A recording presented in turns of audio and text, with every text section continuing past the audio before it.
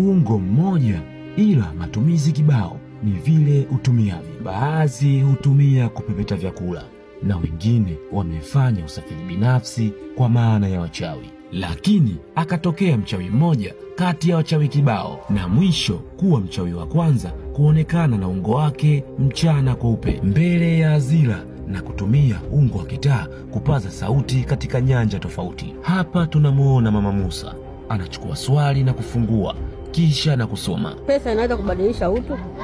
Pesa haiwezi kubadilisha utu. Utu ni utu, ni pesa ni pesa. Tuma komenti yako ungo wa kitaa kwa Mama Elena, akachagua swali na kusoma.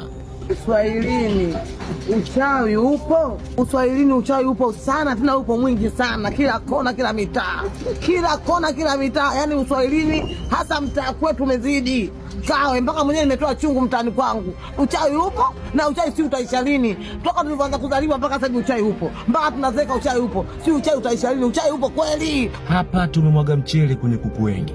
Mama Elena akayatoa moyoni, kisha tukautupa uchawi na kusema uchawi auendi kwa mentali. Mama Teddy akafungua swali. Upendo wa kweli bado upo mtaani? Kweli sasa hivi mtaani hamna, watu tunachukiana, watu hatusendani, watu yani tumekuwa kama fisi.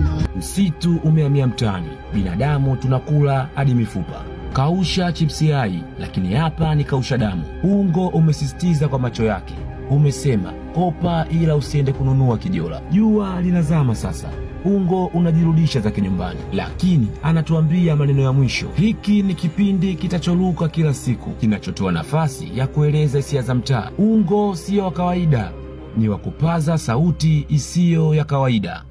Ungo wa kitaa amewasha plo.